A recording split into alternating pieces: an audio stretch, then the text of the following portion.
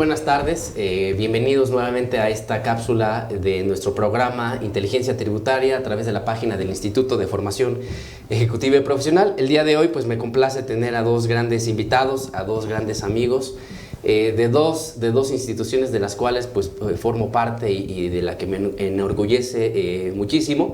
Me permito presentar primeramente al maestro Javier Raúl Ríos Blanquet, quien es profesor en la Facultad de Contaduría y Administración de la UNAM, gran amigo desde hace muchos años para hablar de temas fiscales. Bienvenido, Raúl. Muchas gracias, Miguel.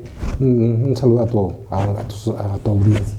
Y bueno, también tenemos a un gran invitado, que es la primera vez que nos acompaña aquí, el doctor José Antonio Granados Zatlaco, quien es profesor en la Facultad de Derecho, penalista, doctor en Derecho, y quien tiene amplia experiencia y conocimiento en temas fiscales, y quien el día de hoy estará con nosotros para platicar y abordar temas controvertidos. El tema del día de hoy, el derecho fiscal a la luz de la Constitución.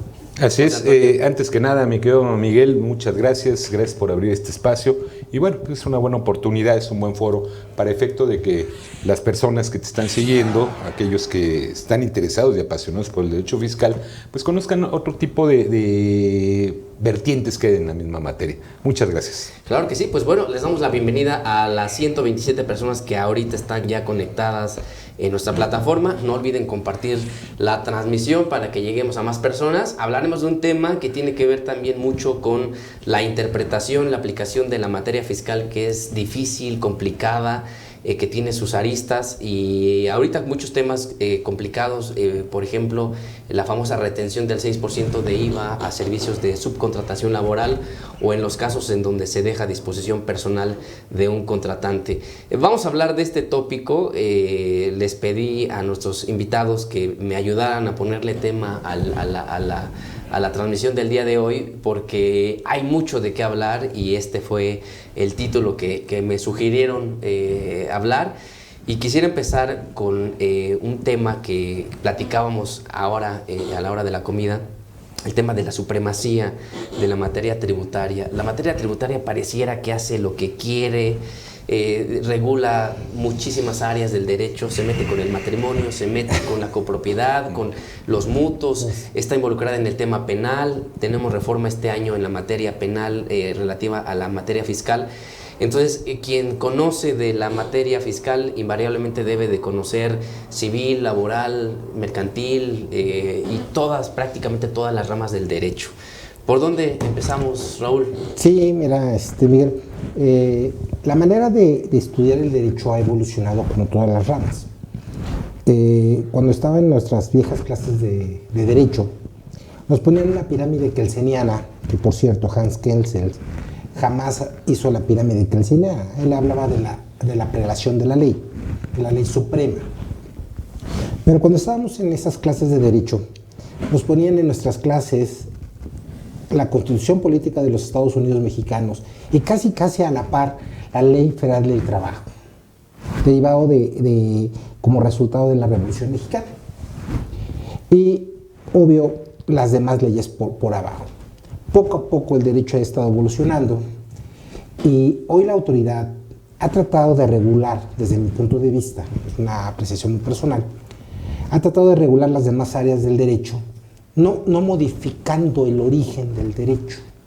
Tenemos un artículo 31, fracción cuarta constitucional, obligación de los mexicanos de contribuir al gasto público en forma proporcional y equitativa del lugar donde residan, ¿sí? Sin embargo, hoy la autoridad fiscal, lejos de corregir la Ley Federal del Trabajo, lejos de corregir el Código Civil, entre otras situaciones, hoy la autoridad dijo, como Cristo, si Cristo dijo amaos los unos a los otros, la autoridad fiscal dijo auditaos los unos a los otros. Hoy tú quieres tener acceso a la justicia en materia de arrendamiento. Sí, en materia de arrendamiento tenemos en la ley del impuesto de la renta, en el 118 fracción tercera y artículo 33 de la ley del IVA, dice, en el caso de que un arrendador tenga el beneficio, o sea, seas favorable hacia él, hoy el juez le tiene que solicitar como materia de prueba del arrendamiento sus FDIs. y en su caso darle vista, si no cumplió con la materia fiscal, darle vista al servicio de administración tributaria. ¡Wow! O sea, para poder tener acceso hoy tengo que cumplir primero en materia fiscal. No lo veo mal. El problema es que poco a poco se va a ir cerrando este asunto y bien lo sabemos, lo estamos platicando hoy en la comida. En materia laboral, una de las reformas probables que se venga para el otro año, pues va a ser en que los laudos que tú ganes o que tengan que pagar el patrón, pues el patrón es solidario responsable también para retener. Y hoy se le va a tener que avisar, de las propuestas que se quieren hacer, es que se le dé vista el presidente de la Junta al Servicio de Administración Tributaria. Y así vamos avanzando poco a poco. Hoy tenemos otro asunto en la ley del IVA, el 6% que se le retiene a los prestadores de servicios, aquellos que pongan a disposición del cliente personal. Pocas palabras, vamos a hablar de esas empresas de limpieza, entre otras, esas empresas de vigilancia que ponen a su disposición ese personal para cubrir ciertas áreas. Pues hoy hay que retenerles el 6%. ¿Y por qué nace esta norma? Pues porque ha querido la autoridad de alguna manera regular lo que son las empresas de outsourcing, pero desgraciadamente se fue más allá de la autoridad, copia o pide ejemplos de Europa para ver lo que es una prestación de outsourcing. Y allá sí el outsourcing es poner a disposición en esas definiciones personal a cargo de una empresa. Nada más que no ha querido la autoridad corregir las leyes de origen. Y eso rompe un principio de certidumbre jurídica hacia el gobernado. Siendo que debe ser importantísimo que el gobernado sepa qué es a lo que está obligado. Sí, el gran problema ahorita en la interpretación de la aplicación de esta fracción cuarta al artículo 1A de la ley de IVA, pues implica el saber si lo que estoy haciendo, lo que debía haber hecho a partir del 1 de enero y hasta el día de hoy, que es 20 de enero, si he debido haber retenido, debido haber hecho la retención del 6% a este tipo de prestación de servicios. Pero quisiera irme más atrás. José Antonio, ¿cómo entender la materia fiscal, sobre todo para todas las personas que nos están viendo, quienes están iniciando en esta área del derecho, que compartimos contadores y abogados, inevitablemente nos ven muchos estudiantes, nos ven muchos contadores, pero ¿cómo iniciar entendiendo la materia fiscal para hacer una aplicación adecuada, para hacer la aplicación estricta como norma el artículo 5 del Código Fiscal de la Federación y evitarle al cliente o al patrón de quien trabajamos problemas fiscales, penales y evitar que pague una contribución por no entender, por no aplicar correctamente la norma?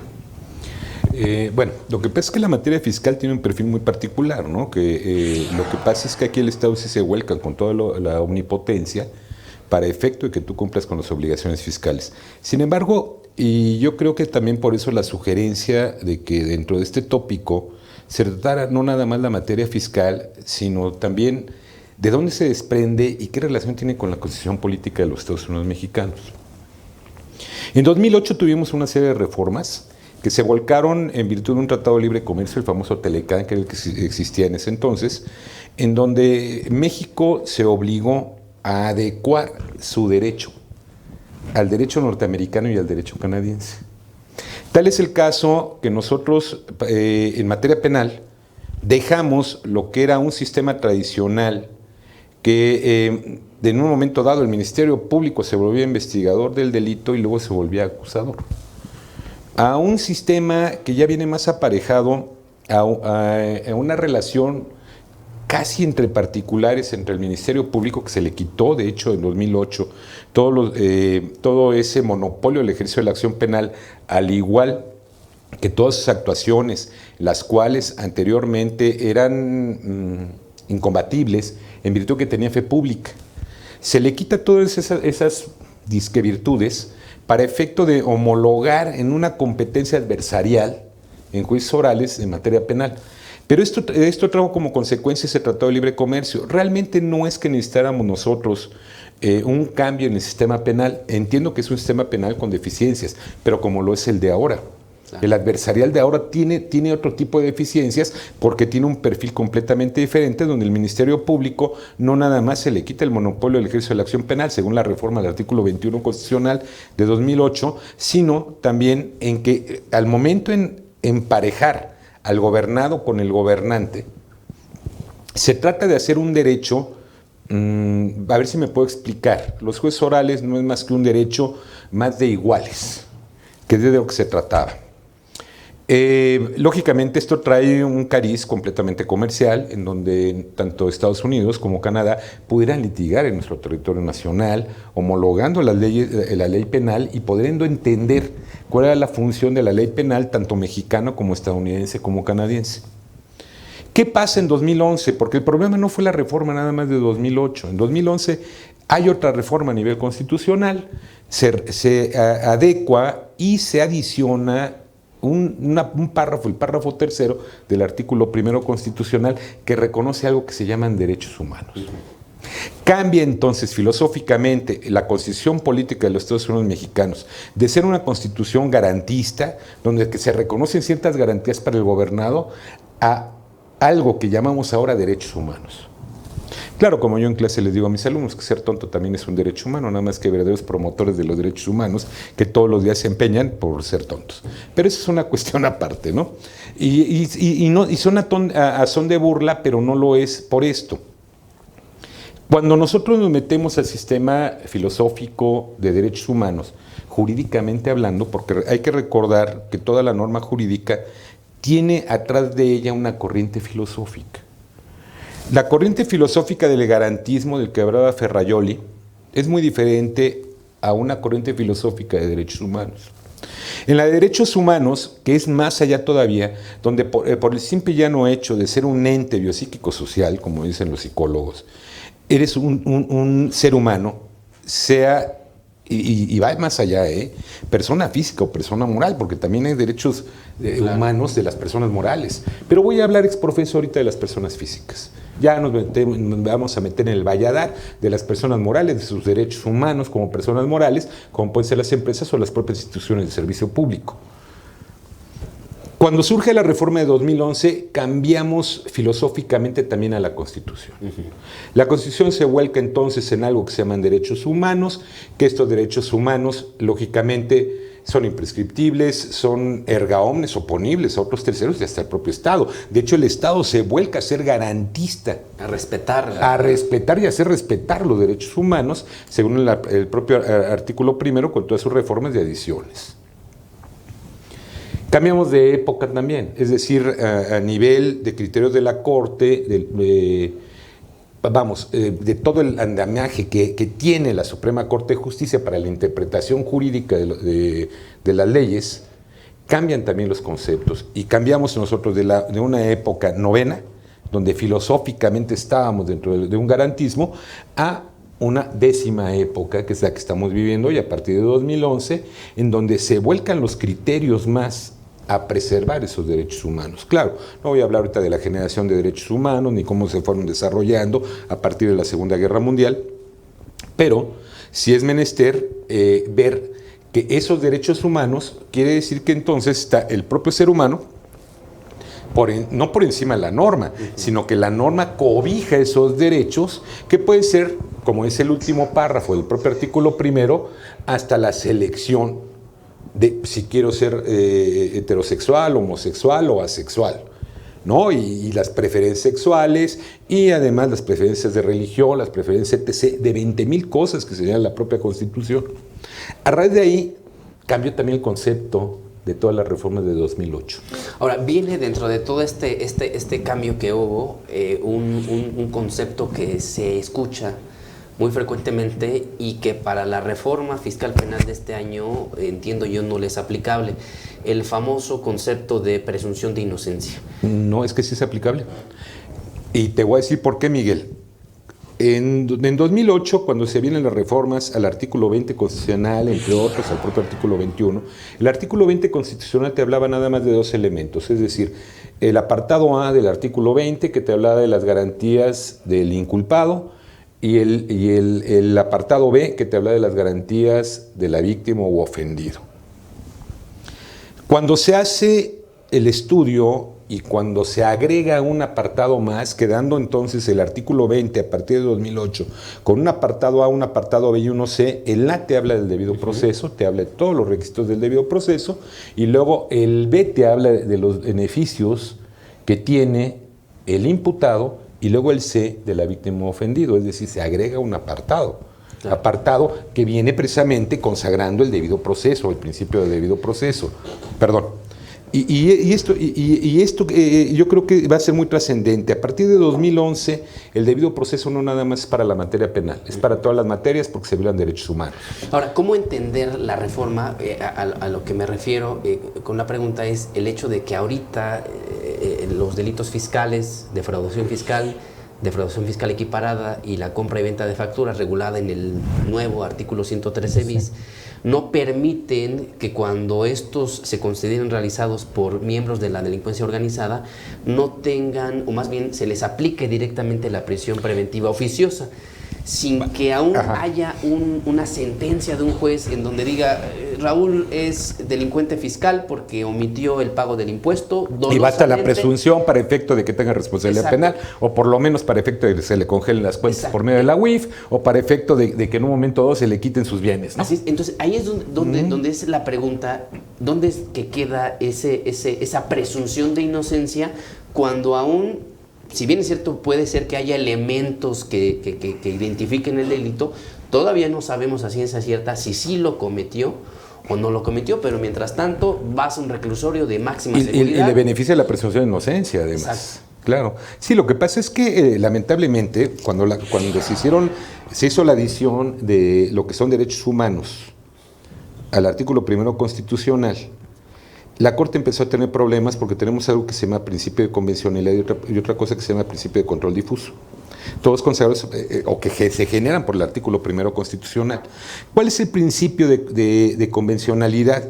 El artículo 133 constitucional te habla de una supremacía de la norma jurídica que, bien como lo decía el maestro Ríos, alguien por ahí se le ocurrió, no voy a decir nombres, ni voy a decir García Maínez, ni voy a decir ningún otro nombre, pero se le ocurrió que lo que estaba diciendo que él genera una famosa pirámide donde había una prelación de fuerza en el propio derecho.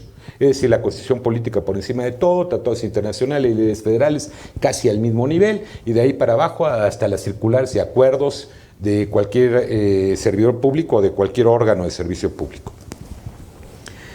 Cuando nosotros entramos a los derechos humanos, nos damos cuenta de que todo lo que se refiere al principio de convencionalidad va a estar por encima de los tratados internacionales de la propia Constitución en tratándose de derechos humanos nada más. Es decir, no cualquier tratado internacional va a estar por encima de la Constitución, sino nada más aquellos en los cuales se afectan derechos humanos, sean o no suscritos por México.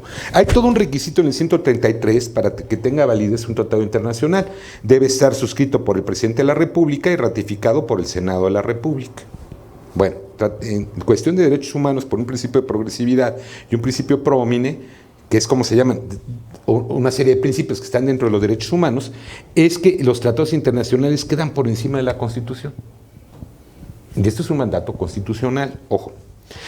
En lo que se refiere al principio de control difuso es porque la contravención de las normas secundarias o de las propias normas federales a la Constitución está por encima de la Constitución porque es la que defiende los famosos derechos humanos. ¿Qué es lo que realmente pasa y dónde está la trampita? En el artículo 73 constitucional, fracción 21. Esta fracción 21 del 73 constitucional no te habla de otra cosa más que de las facultades del Congreso de la Unión para legislar en materia penal.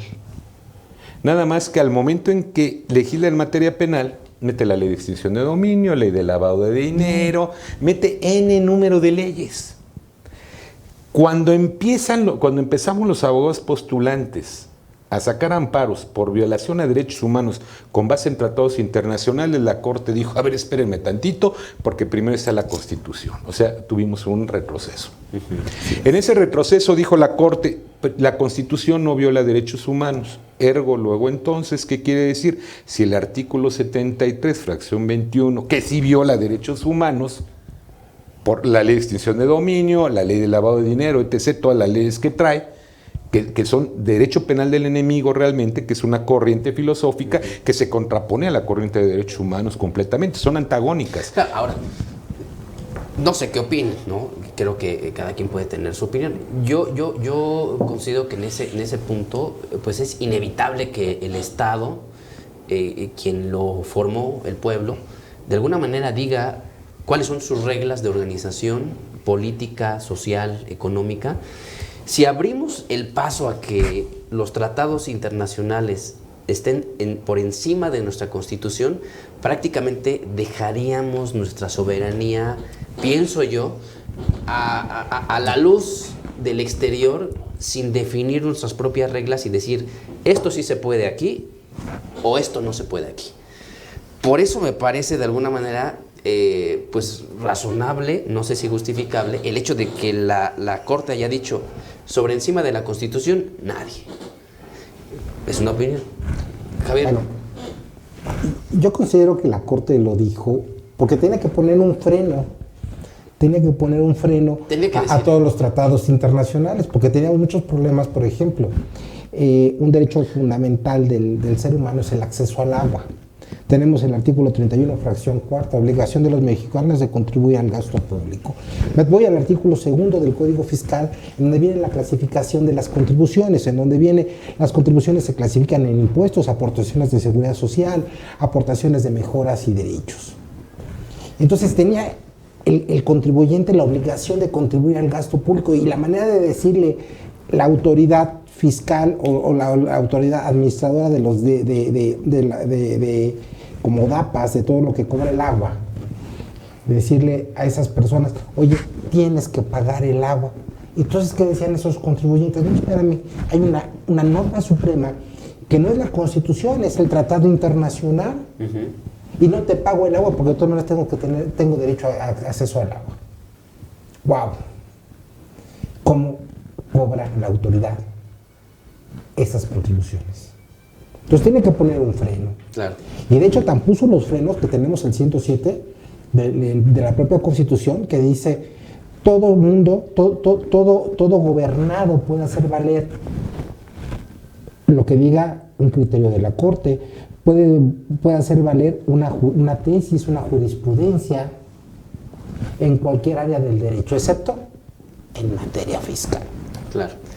Creo que el derecho fiscal ha sido una rama intocable. En la reforma que comentas del 11 y del 6 de junio del 2011, se reforma la ley de amparo, prevé la declaratoria de inconstitucionalidad. Fue la reforma del 107. Prevé la declaratoria de inconstitucionalidad, pero dice, no le aplica a la materia tributaria ni a la electoral. Oye, ¿por qué a la materia tributaria no les aplica? Sí, entiendo una electoral, pero no la tributaria. Mira, yo en clase, cuando hablo de delitos fiscales, yo creo que hay un problema enorme entre la funcionalidad del Estado vía el gobierno, porque per se el Estado moderno se compone en territorio, población y gobierno.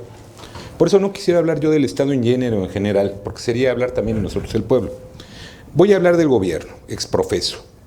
O sea, el gran problema que traemos con este gobierno, que tuvimos en sexenios pasados, que hemos seguido teniendo y que es la historia de todos los días, es precisamente en cómo contribuye uno y en qué se gasta mi contribución. Así es. Es decir, yo no puedo llegar con mi mujer y decirle, oye, ¿sabes qué?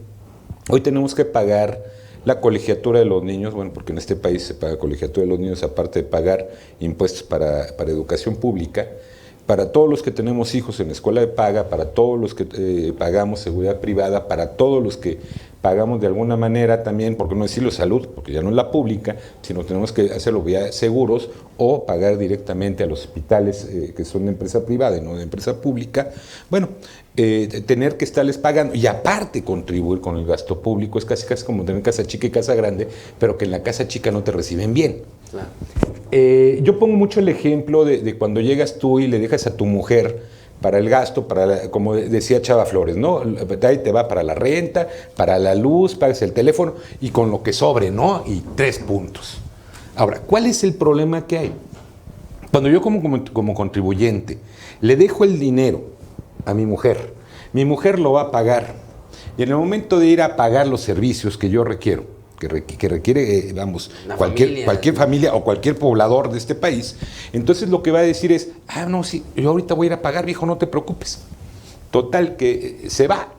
De repente dice, oye, ¿qué crees? Fíjate que pasé a Perisur. Digo, por citar un lugar, para los que son fuera de la Ciudad de México, Perisur es una de las grandes, no empresas, sino grandes tiendas, ¿no? Bueno, conjunto de tiendas, ¿no? Que son plazas, son centros comerciales, donde, bueno, mucha gente de alto nivel va a gastar. Y entonces entré a Palacio de Hierro, y en Palacio de Hierro vi un vestido Chanel que no tenía mami. Tal es el caso que no aguanté más. O sea, son 12 meses sin intereses, lo compré. Al momento de comprarlo, le digo, bueno, ¿y lo demás dónde está? Porque necesitamos pagar la renta, la luz, nos van a cortar la luz, nos va a correr el arrendador. ¿Qué hacemos? No te preocupes.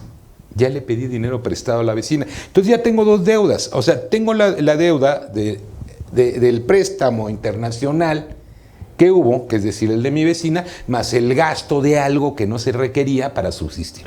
Me llega a la mente el avión que se ha estado tratando de vender y no se puede vender. Ya lo van a rifar. Ya lo vamos a rifar. Por el hecho de que es un avión poco comercial, ¿no?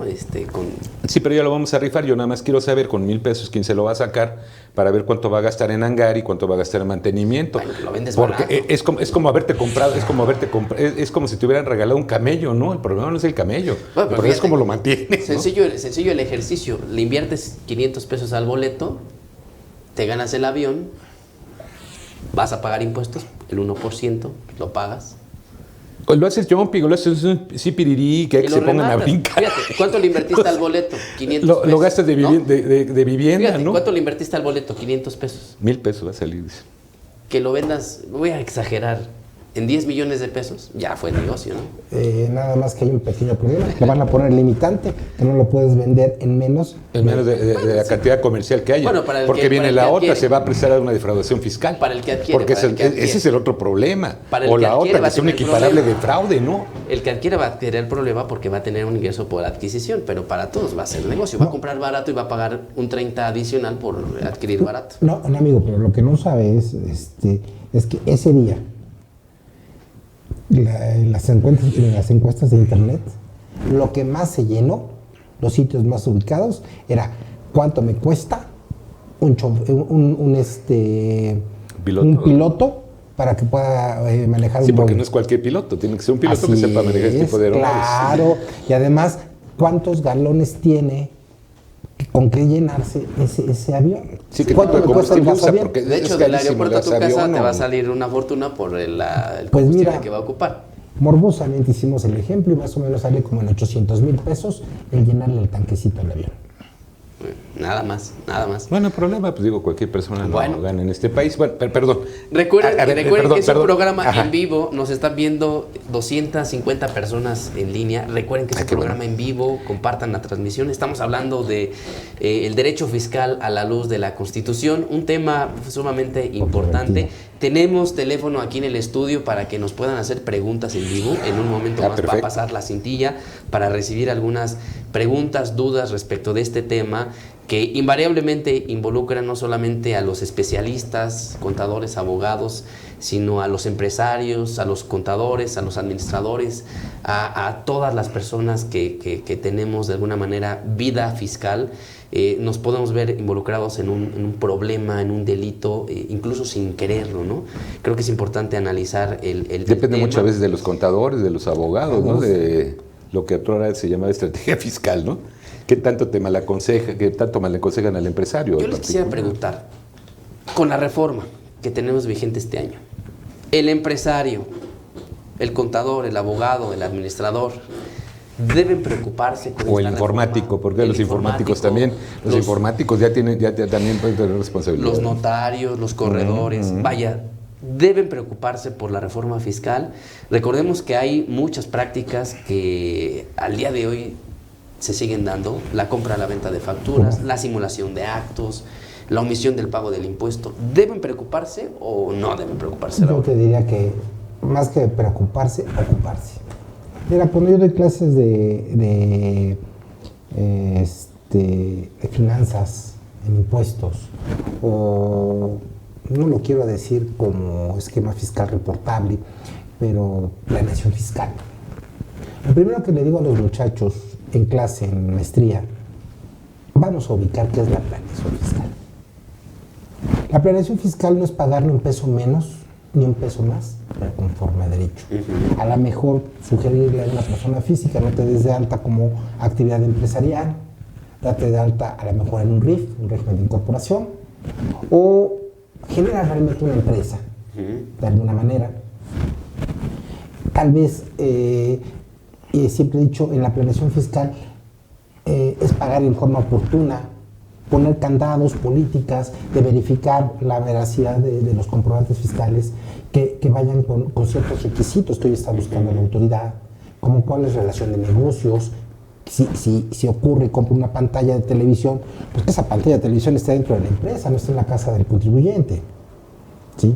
Compra una computadora, un automóvil. Bueno, si ese es home office, pues tiene que estar en la casa del contribuyente. Claro. Es que también viene el problema, el tipo de trabajo que tengas. Ahora, yo por eso yo les decía, perdón mi querido Javier, perdón mi querido Miguel. A ver, el problema es que estamos desangelados los contribuyentes. O sea, mi problema es que llego con mi mujer y se compra el vestido Chanel y yo ya tengo dos deudas, porque tengo una deuda interna y una deuda externa. Así es. Y luego tengo que pagar, aparte del vestido, y lo digo por el gasto público, ¿cómo se ejerce realmente el gasto público? Porque tengo que pagar a Palacio, tengo que pagar aparte luz, teléfono, renta, y tengo que pagarle a la vecina.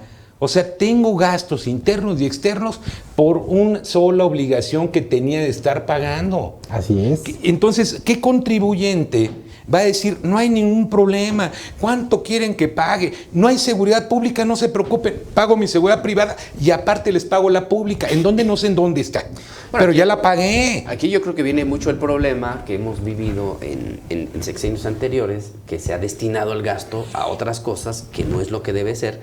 Y entonces la estela de luz. Comienzan los recortes, ¿no? Por ejemplo, Digo, en el ejemplo que pones, ¿no? Claro. Se compra el vestido Chanel, pero entonces ya no hay que salir a comer los fines de semana porque no hay para ir a comer bien el fin de semana. Te tienes que ajustar el cinturón, pues, hay que correrle otro agujero. Oye, quiero pues el día de hoy comer pues un corte de carne en la casa. No hay para ese corte de carne. Pollito y frijolitos, porque ya se acabó. Pero el ya dinero. Pollito ya en la casa, ¿no? Sí. Para el pueblo, pero bueno. Nada más le agregaría algo más, doctor, a tu ejemplo. Sí, maestro. Porque la mujer tenía un estado de necesidad. ¿Pero cuál estado de necesidad? Permíteme.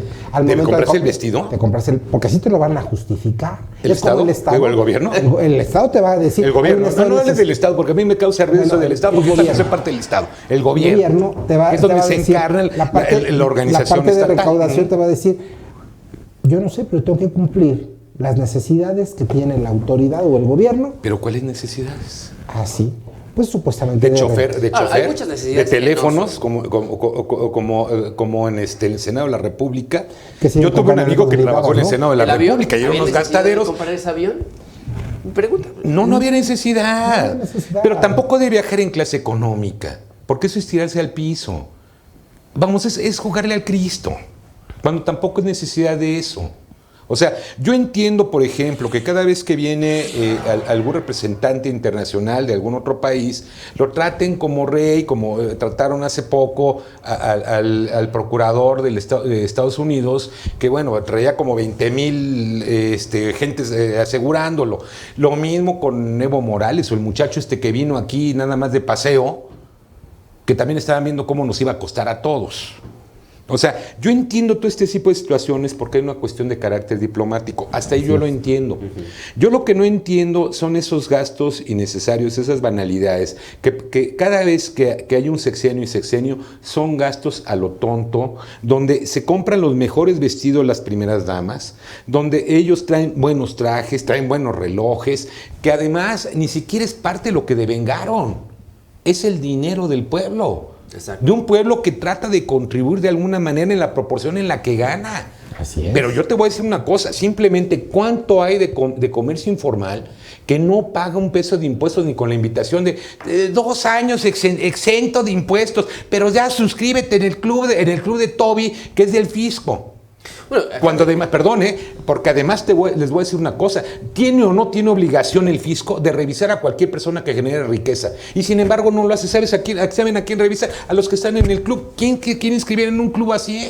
Sí, es que son los que son más susceptibles de vigilancia porque ya están en la mira de Pero un carnicero, una tamalera gana más que uno. Al día de hoy el comercio informal gana más porque tiene redes especiales hasta dentro del metro, porque todo eso no se ha atacado. O sea, vamos, no es que yo me esté quejando de mi pago de impuestos. Me estoy quejando. Sí pagas, ¿verdad? Sí pagas. Trato de pagar. Hasta donde sean. Qué bonita pregunta. No, es que es por esto, porque hay cosas que son deducibles y eso me queda claro. Digo, también esa es la otra, pues es parte de una planeación fiscal. Oye, si yo en un momento dado a lo mejor me meto en un arrendamiento con un automóvil, sea mi empresa, o sea, yo como particular, bueno, pues si le puedo pegar al fisco, le voy a pegar por ahí, ya tengo automóvil para moverme. ¿Por qué? Porque tengo que vender imagen. Claro. Ese es el otro problema. Ahora, imagínate un abogado con el pantalón roto con jeans, tratando de venderse ante una empresa transnacional como abogado, le van a decir, ¿sabes qué? No, porque tienes que invertir en ti. Mira, acabas de decir y una tienes palabra tope. Hace un momento que me encantó. Dices, es dinero del pueblo.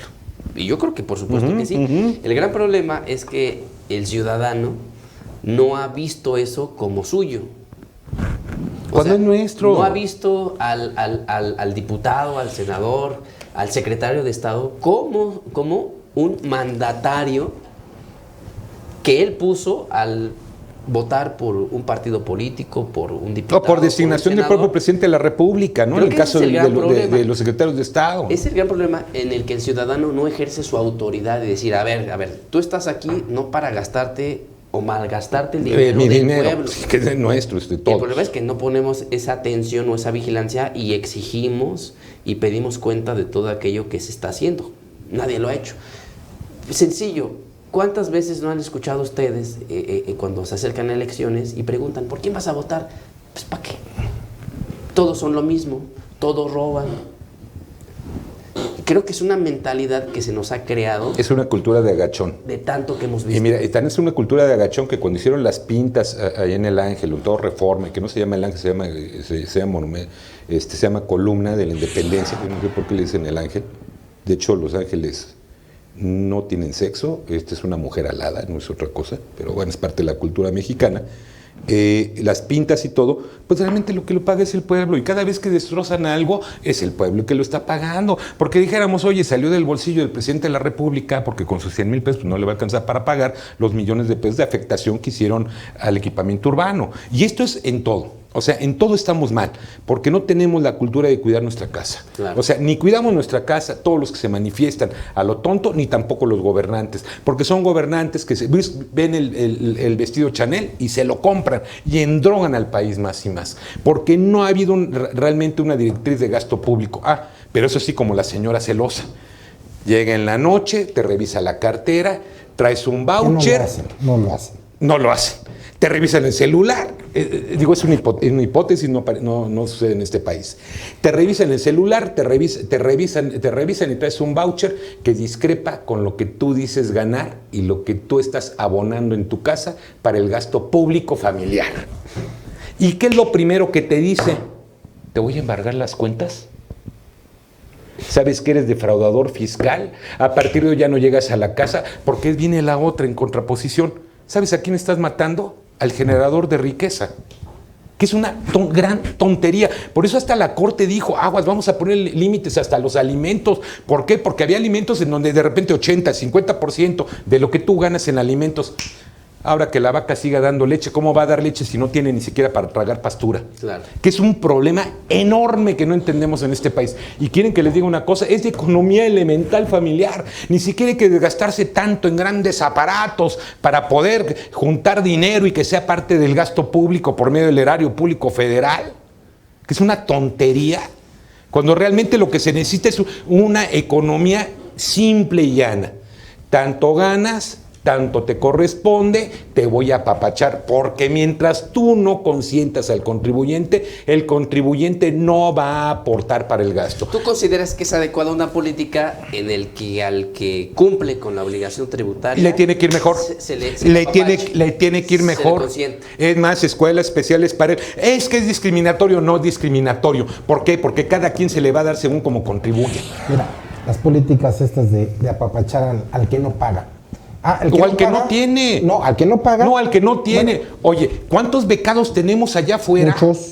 En zonas agrarias, porque ya el señor ya dijo, un señor por allá arriba, porque antes eran Los Pinos, pero allá vive en otro lugar, donde dice, ya son menos las gentes que están marginadas y que son pobres. Sí, pero no es con tu dinero, papacito, porque en lugar de echar a andar esas tierras y reactivarlas o crearles nuevos trabajos, le estás dando dinero. Claro. Los ninis simplemente, ¿cuántos ninis no siguen drogando ahorita y siguen tomando todos los días con mi dinero? Cuando yo tengo problemas para estar pagando impuestos y para estar teniendo a mis hijos bien. Yo creo que es difícil regular estas funciones del Estado. Pero yo lo veo de alguna manera, déjame ponerme en medio, ¿no? Para no hacer de alguna manera una inclinación. Va a ser más neutral. No, es que no es partidista, el problema ni siquiera es partidista. No tiene colores, esto no tiene colores, ese es el otro problema. Mira, yo pongo el ejemplo siempre, un poquito para entender, quizá, justificar, quizá, los programas que actualmente están por parte del Estado. La familia, ¿no? ¿Cuántos no en la familia tienen a un integrante que es el que necesita más apoyo? A ver, pero es que depende. ¿Qué necesita más apoyo? Fíjate, voy a poner el ejemplo. El que no le gustó estudiar, el que es más rebendón. ¿Y necesita más apoyo? Por supuesto que sí. Porque oye, vieja, ¿sabes qué? Mi hijo ya no quiere trabajar, quiere ser nini. No te preocupes, espera, viejo, pero, alcanza para todo, le echo más agua a los frijoles. Pero si tú abandonas wow. a ese integrante y dices, no, yo no le voy a invertir, no va a ser de él nada en la vida. No, a ver, ¿de quién es la culpa de la formación? Porque es compartida del padre y la madre del Estado y del gobierno. No, porque es compartida, porque el gobierno es el que da las directrices de educación. No, pero ¿sabes que alguien falló? Ok, no falló el nini, fallé yo. Por supuesto. ¡Wow! Pero paguémosle a todos los ninis. Por eso, pero mira. A partir de eso, nini. Te voy a decir en qué sentido va el razonamiento. La familia es una forma de organización social micro. Y el Estado es una microsociedad. Es una forma de organización macro. Sí, entonces, el Estado no puede abandonar a ese sector que necesita apoyo. Pero engrosado al sector, pero en su negligencia y en su fracaso educativo, y en su fracaso económico, ¿qué crees? Ha engrosado a la gente que es nini. Ese es el problema que hay. Hay que saberlo hacer. Pero el Estado la regó por medio del gobierno. Pero el Estado no puede abandonar este sector que necesita apoyo, pero hay que saberlo hacer. No regalar, no apoyar por apoyar, pero no el Estado, una de sus funciones. Abrimos un clic neuronal para abarcar a todos y que entren entonces las empresas más grandes del país a meterle dinero y que sea deducible de impuestos, como le hacen, ¿no? Bueno, porque también las ONGs que hay aquí, discúlpame. Podría ser. Perdóname, pero también es un chacoteo fiscal de tamaño de la catedral. Por eso te digo. En donde el presidente se tuvo que doblar y decir, ay, no, sí, pues siempre que ayuden, vamos a juntarnos con el CRIT, porque ahora le vamos a meter dinero por parte del Estado, claro, porque nunca pudieron, porque todo el dinero lo desviaron. Por eso te digo, hay que saberlo hacer. O sea, no se trata de ayudar por ayudar, sino ayudar con una intención y con una finalidad. Por eso, ¿y cuál es la intención de un nini? Que llegue a los 50, 80 años y sea un parásito en su casa. Digo, porque si es esa yo me formo. El programa, no sé si si es esa yo me formo. No sé si han tenido oportunidad de revisar el programa, por ejemplo, de los jóvenes construyendo el futuro. Claro, el programa es noble. Son 3,500 pesos lo que les dan. El programa es noble. O sea, nunca fue y dijo, a ver, para ti que no trabajas. Está bien, no, y están trabajando. Están hasta dentro del DIF, están trabajando y trabajan bien. La intención del programa es empresa o empresario. Integra a esta gente, enséñale, apóyale y yo les pago. Lo hacemos con las madres solteras, lo hacemos con los mayores de 70 años de edad, lo hacemos con el campesino, ¿te parece bien? Los filtros que se puedan incorporar son difíciles, porque obviamente, como tú dices, en el programa se fueron drogadictos, se fueron gente que no trabajó. Yo conozco gente que ese dinero se lo gasta en alcohol y que Por nada más se supuesto. forman una vez a la quincena para efecto de que vean que medio hacen deporte y ya le hicieron, ¿eh? Por eso comentaba, hay que saberlo hacer. Sí, mira, Por eso- perdón. Raúl, Mira, y además viene la otra parte, ¿no? A los que no pagan, ¿qué pasó con lo del predio? ¿Qué pasó con el agua? A los que no pagan, esto el año pasado. Sí, en diciembre hubo un programa Hubo de un programa condonación, por supuesto. Y los de Iztapalapa pagaron felices porque les llega el agua verde o no les llega. Es que volvemos a lo mismo. O sea, ¿dónde está la Por eso, equidad en las espérame, cosas? Permíteme. Lo que pasa es que también es cierto que al que está pagando no tiene un beneficio. Sí, que Eso es lo que te comentabas. estoy diciendo. Por eso- Es como llegar a tu casa después de que diste el gasto. Por eso- No hay comida, viejo. Te vas a la fonda. Oye, espérame, si te estoy dando para Por la eso- comida, ¿yo por qué no voy a comer? Y me forma listo, me forma el IMSS. Cuando llego de urgencias y de repente, es que usted es nivel 3 y no me atienden y me discriminan. Ya me pasó a mí. Sí. Ya, a lo como que vamos catedrático estoy yo a lo que afiliado vamos al ahorita. ISSSTE. Hoy hay que apapachar más al que contribuye en tiempo y forma. Yo estoy de acuerdo. Yo Deberíamos de comparto apapacharle más. Claro, tienes que consentirlo. Ahora, es la vaca que te está fíjate. dando la leche. Ahora. ¿Por qué no le das de comer bien? ¿Qué es lo que ha ocurrido años pasados?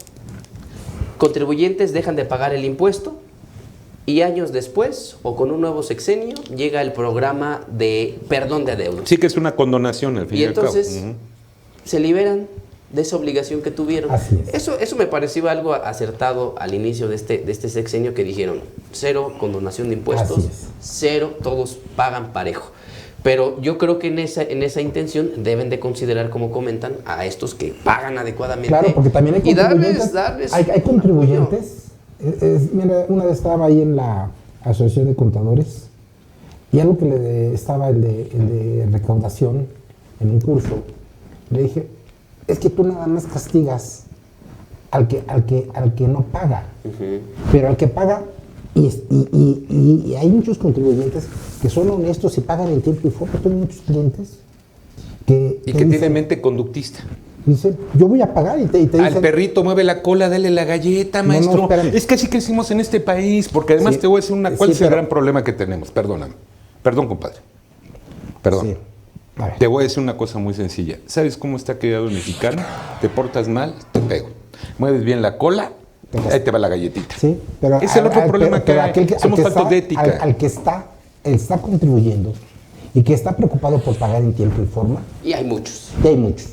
Ah, no, claro, Porque claro. no todos los contribuyentes son Claro, malos. no todos. Hay contribuyentes que son muy honestos y Claro muy que sí. preocupados de su civismo. No hablamos de Televisa, Responsables, pero no hablamos de Televisa No, ni TV estoy Azteca, hablando ¿verdad? Estamos estoy hablando hablando de personas. de personas serias. Serias. Ah, ok. ¿Sí? Y que son los que están manteniendo este México lindo y querido.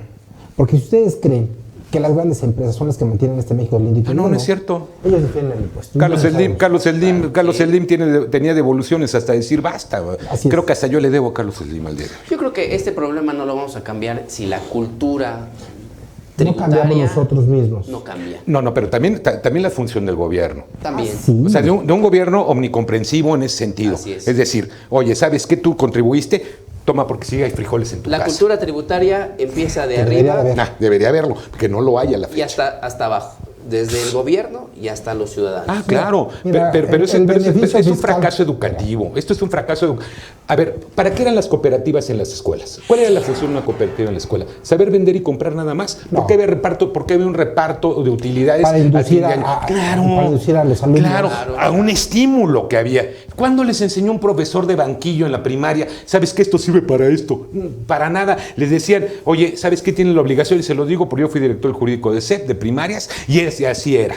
Es decir, jamás un profesor se sentó a explicarle al chamaco para qué diablos estaban vendiendo. La Y al cultura contrario les decían, tributaria- o vendes o hay sanción, porque así era en los 70s y 80s, yo lo viví. O sea, ¿dónde está entonces ese afán, por ejemplo, de los timbres de ahorro, de los 25 centavos, de los timbres de $1, todo eso? sí, el ¿Dónde Banco de quedó? México. Pero a ver, yo te voy a decir algo. En una forma de enseñar, una el ahorro, otra no a comprar y a vender, sino qué beneficio tenías por vender. Claro. Que son enseñanzas que se han ido dejando, como un señor que creo que usaba botas, que también trabajó ahí en Los Pinos para nosotros, creo que se llama Vicente, no recuerdo, que en un momento dado que tú haces el civismo. O sea, ¿de dónde diablos surge Sí. La ética y la moral. Desde que somos pequeños.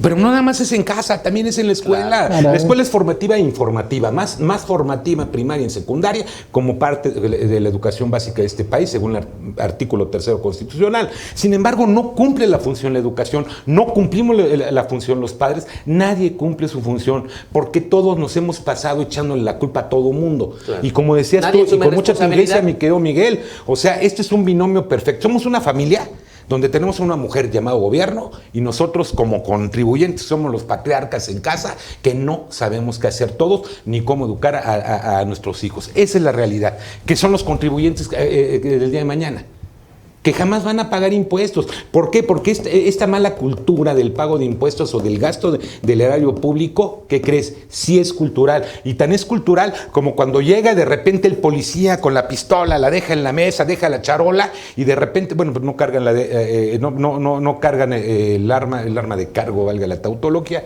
no la traen, pero es un decir, deja la pistola, deja la charola, deja dinero y dice, vieja, hoy nos fue bien. El niño, ¿sabes qué va a aprender? Corrupción, no va a aprender otra cosa, que es lo mismo que nosotros como padres y como contribuyentes, y también el gobierno estamos enseñándoles a quienes, a los futuros contribuyentes, es lo mismo. Todo se aprende, no puede ser más allá de lo que ves. Y ya lo decía Ortega y Gasset, soy yo y mis circunstancias. Es el gran problema de este país. Perdón mi excitación. No te preocupes. Pero es que sí me enoja. Estamos en vivo, tenemos a más de 200 personas conectadas en vivo. Compartan la transmisión, esto se está poniendo bueno, ¿verdad, amigo? Está calentando, pero todo siempre en orden y hablando de temas fiscales. Déjeme referir algunos saludos que hacen, sobre todo para el maestro José Antonio. Gracias, muy gentiles. Que tenemos por ahí seguidores, seguramente de alumnos. Ricardo nos ve nos manda saludos. Por ahí había alguien de Tabasco que nos ve. Caray. Claris Cancino, saludos. Isela Rendón, excelente. Doctor Granados Atlaco. Gracias. Dice, tenía que ser de mi amada bella Facultad de Derecho de la UNAM. Gracias, mucha gente. Ivonne Ramírez, cuánta razón, doctor Granados. Gracias, por ahí, gracias. comentario. Jesús Aldrín, a los ninis hay que lanzarlos a la calle como el gabacho y verán cómo hayan modos de trabajar. Bueno, no, porque se incrementa la delincuencia. Es que tenemos un problema multifactorial. Por eso es lo que comentaba. No podemos abandonar esa gente. Hay que saber cómo. Sí, hay que saber cómo. Yo te voy a decir una cosa y esto sería muy sencillo. Eres menor de edad y andas de nini, la responsabilidad es de tus papás. Vamos a empezar a hacer entonces leyes para efecto de que el papá también cumpla con sus obligaciones, porque parte de los alimentos, educación, vestido, sustento, esparcimiento. Entonces tú tampoco puedes crear un delincuente o un nini. Claro. Tú como padre tienes la obligación de inculcar el trabajo en tu hijo. No lo puedes abandonar. Claro, no lo puedes abandonar, así de sencillo. Ahora, ya es adulto, bueno, pues entonces que responda por ser un malviviente en la calle, por lo menos, no sé, dentro del campo, del campo del reglamento del buen vivir y buen gobierno, ¿no? Termino con las saludos. Perdón. Arturo Rodríguez, la pasión del derecho y mi admiración para el doctor. Ay, gracias, qué gentil. Muchas gracias. Basilio nos pone ahí, nos da un jalón de orejas. Dice, le recuerdo que la plática es sobre fiscal, no de política. Bueno. No es política. Lo que pasa es que, no es justificación, adelante. Tiene toda la razón. Tiene toda la razón en su comentario, se la doy de hecho. No es política. El problema aquí es que hay una política pública también de gasto y una política de ingreso que también es pública y es política. Entonces, no pueden ir separados. Es un binomio perfecto la política y la economía del país. Lo fiscal está en todos lados, ¿no? ¿Qué son finanzas públicas? Es que la finanza pública es parte precisamente del erario público, el erario público fiscal, el erario público, no es más que cómo entran los dineros a las arcas del gobierno y cómo se los gasta el gobierno. Entonces hay una política de ingreso y otra de egreso. Estas políticas, lógicamente, vienen permeadas de otro tipo de políticas. Es decir, no hay nada que se mueva sin la política. De hecho, el derecho está para servir a la política, no es al revés. El derecho es un instrumento de poder, de hecho.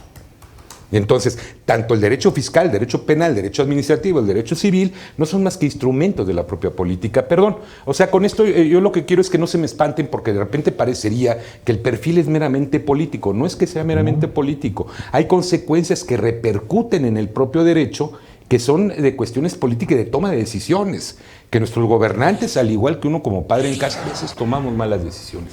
Eso Muy bien, es todo. recuerden que es un programa en vivo, ojalá y nos puedan hacer una llamada, aunque sea para saludarnos, estamos en vivo, ya teníamos una llamada. O para reclamarnos también. No, se aquí vale. está. Vamos a ir a una pequeña pausa, no se vayan a ir, créanme que el programa está muy bueno, Está caliente. está calientito. Está calentando. Creo que son temas siempre que invariablemente tenemos que abordarlos. Cada quien tendrá su opinión, cada quien tendrá su análisis, pero creo que lo importante es que cumplamos adecuadamente con lo que norman las disposiciones. Vamos a un pequeño corte, no se vayan a ir, vamos a que nos llenen La taza de café. la tacita La de taza de café, café, y regresamos, denos 3 minutos y regresamos después de este corte.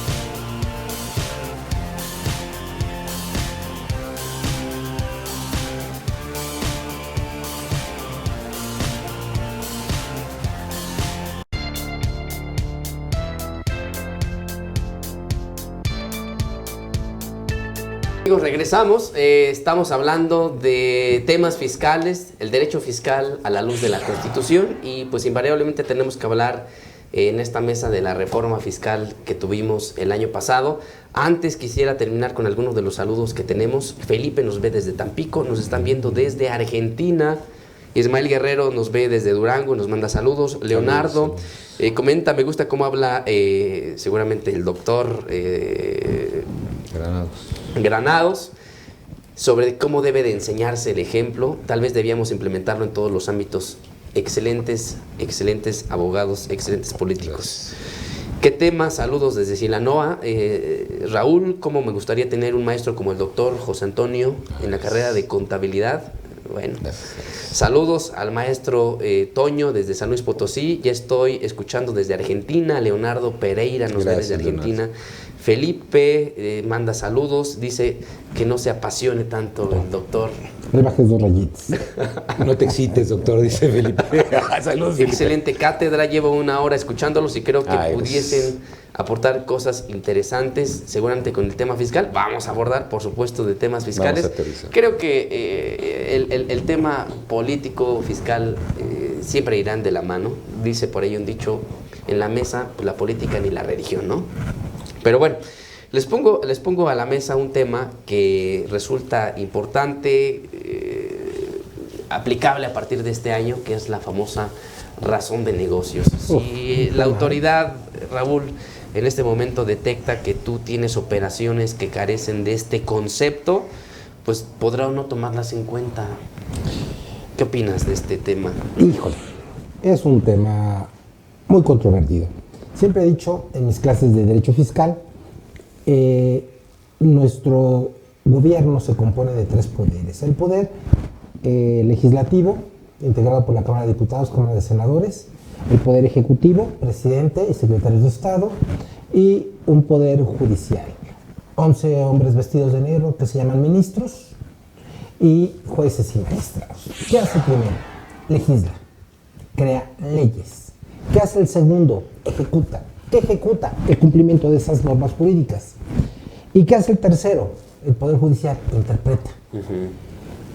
El hecho de que hoy se le den armas, uñas y dientes al Poder Ejecutivo para que pueda interpretar si es o no es deducible un gasto por la relación de negocios es muy complicado. ¿Por qué? Porque de entrada el gobierno va a decir, oye, ¿qué crees que no necesitas tantos focos? No necesitas tantos carros. Un doctor, voy a ponerle en el caso, se compra dos carros o 3 carros y le dicen, ¿sabes qué es nada más por relación de negocios es deducible un automóvil? ¿Y tú qué sabes? ¿Tú qué sabes? A lo mejor un doctor tiene que salir a las 11 de la noche, a las 2 de la mañana, se les compone un carro porque tiene que llevar, va a decir, es que puedes tomar un Uber. Ah, sí, claro. Llévate un equipo, un ultrasonido que vale más de 200, 300 mil pesos en el Uber. A ver si es cierto que te lo llevas. No te lo, claro, no te lo llevas. Y lo tienes que llevar porque es parte del ejercicio de tu profesión. Entonces, ¿cómo te va a decir la autoridad esa relación de negocios? Esa deducibilidad. Y además, ¿qué es lo que te pasa? La práctica. De entrada, todo es no deducible y hay que demostrarle a la autoridad por qué sí es deducible. Un gran problema. Si la autoridad detecta que tú hiciste 4 actos jurídicos y para ella o para la susceptibilidad que implica este hecho, detecta y dice, no, si tú hubieras hecho 2 actos jurídicos, hubieras obtenido el mismo beneficio económico, pero ¿qué crees? Con 4 actos jurídicos la carga fiscal fue más pequeña que si lo hubieras hecho con 2. Es decir, con 4 o con 2 actos jurídicos llegaste al mismo beneficio económico, pero tú hiciste 4 para bajarle al impuesto. Entonces, ¿qué crees? No te los voy a tomar en cuenta. Creo que es un tema muy controversial. Es que depende también delicado, ¿no? Cuáles son los actos jurídicos que estés celebrando. O sea, por acto jurídico se entiende cualquier relación de carácter contractual, digo, para aquellos que son profanos en derecho. Tenemos algo que se llama supuesto jurídico, que es la norma, y de ahí se desprende el hecho y el acto jurídico. En el acto jurídico yo quiero las consecuencias de derecho, mientras que no las deseo en el hecho jurídico. Cuando habla usted, maestro, del acto jurídico, bueno, estamos hablando de relaciones meramente contractuales, o donde hay una carga de obligaciones y de derechos, y hay una intención, ¿no? Hay una intención jurídicamente legal. Así es. Que esa es la otra. La intención de producir efectos jurídicos. Claro, produce efectos jurídicos. En este caso yo creo que también habría que ver la pericia de aquella persona que realice actos jurídicos para efecto de poder desarrollar su empleo o para su actividad profesional o técnica.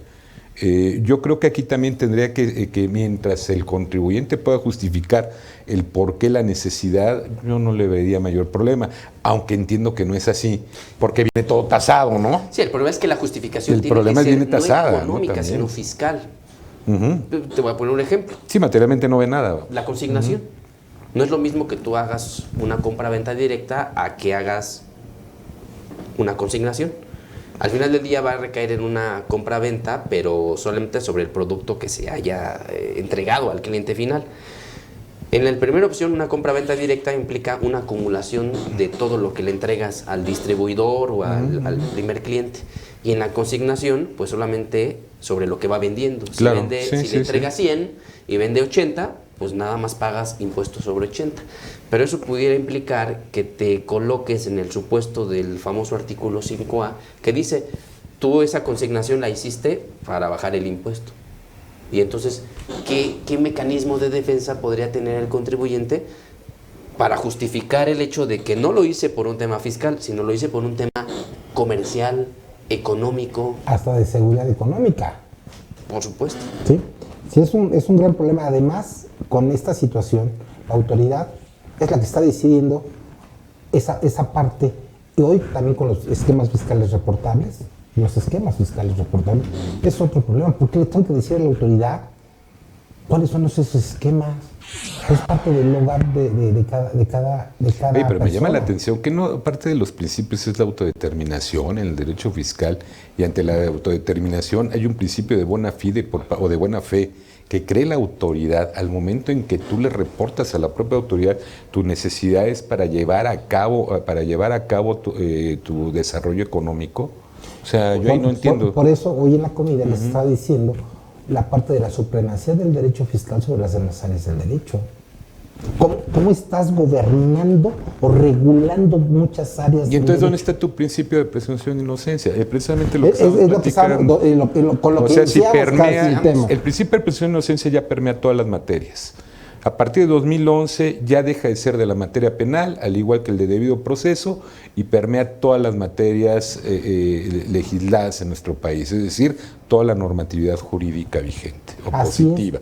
Entonces, que no es lo mismo vigente que positivo, vámonos a la normatividad positiva, que es la eficaz realmente.